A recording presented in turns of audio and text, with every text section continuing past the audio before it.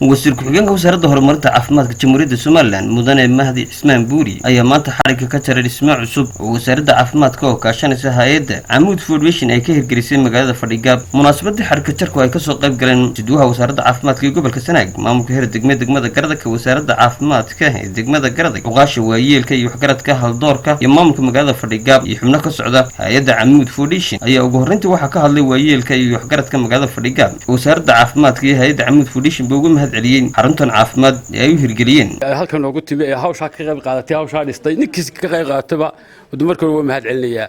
waxaan ugu mahadcelinayaa waxa weeyaan maanta meeshan waa qaryad weyn oo ballaaran, waxa weeyaan dayac weyn baa ku haystay. dabadeedna Ilaah baa garasiiyay, Ilaah baa noogu soo dhibay garasiiyana. Ilaahay waxa weeyaan ka waajib mariyo wixii ka qayb qaatay. ka bacdi waxaan leenahay xafladan la isugu yimi wixii horta ka qayb qaatay haddii hay'ad tahay iyo hadday shakhsiyaad tahayba nin nool iyo nin dhintay Ilaahay waxaan leenahay miisaanka xasanaadka ugu daro.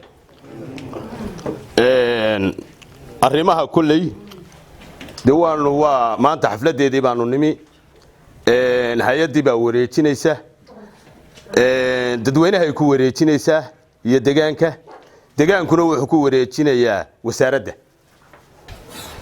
qoladina magaaladuna waxa ku taagtaagsanayseen wasaaradda caafimaadka hawsha la wareegaysa.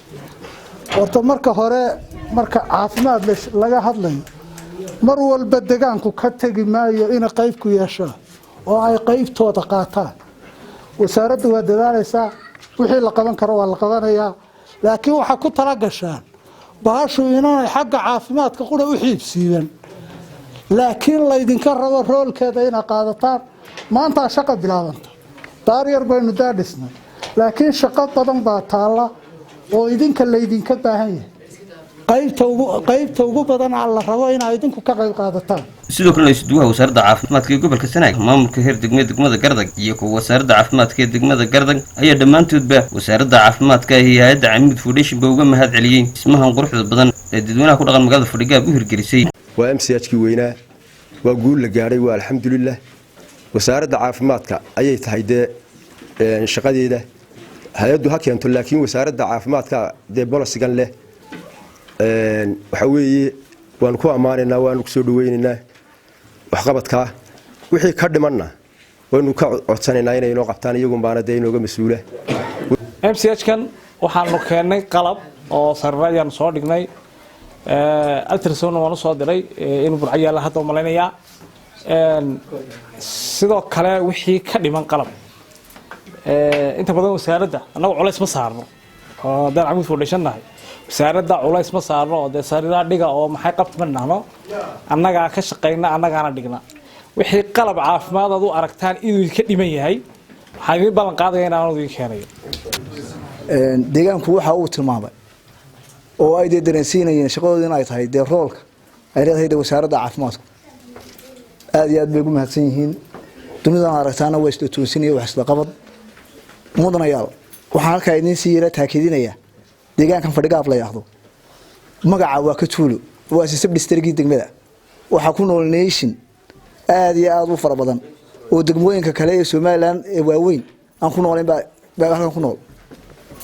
mudane wasiir iyo isuduwaba halkan magaalada Fadhigaab sida hore loo sheegay waxa weeye horta waa magaalo ballaaran oo deegaan ballaaran ku taala, population aad u fara badan ay ku nool yihiin.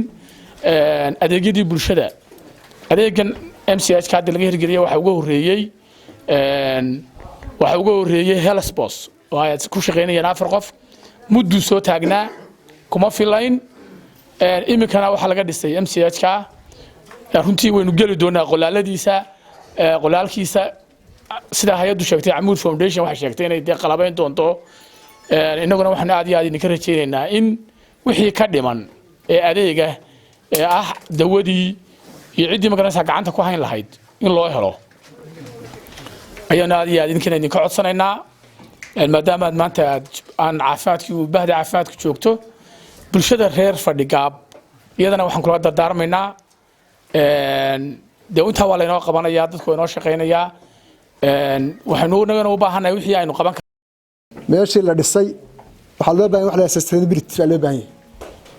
macnaha meesha inay joogto oo ay waxaysanto haddaan community-gu ayna qabsan oo ayna u aqoonsan meesha inay leedahay oo bulshadu ay leedahay oo iyadu ay ilaashato ma jiriso ilaa meesha wasaarad baale ama hay'ad baale meesha waxa iska leh bulshada iska leh waa meel wasaarad caafimaadku leedahay dawladdu leedahay public health laakiin waxa mas'uuliyadeeda iska leh reer Fadhigaab ويصل الله شيء بقطان وقت بقطان وحوي مربع وحوي حلقي وحبا أي سورتبان أي سورتبيان إنه وحول بحد قفصمان هدوننا لكن كمينتهم بيش إن عادين كد نقط أيدين نقطة مال شقينيسة مكان نقطة وحوي مالو بحاله كرلية مالو بحاله هذينية وسارد إننا وقت ونوتشو تدي وسير كحين كيوبا مدح مركز الوصحة مترو ونوتشو قبل نقاد يوحي ومنه تيجي قبل وسير كحين وسارد عافماتك وهذا كسوف ميري هي عمود فوديشن يقول هذا عليه اسمها نقروح ضدنا يددونها كل رقم مقادة فريقها بيهرجل سيسوق وسير كشيء إن ما أنت لقى بلابه أي وسارد عافماتك لو ريكتي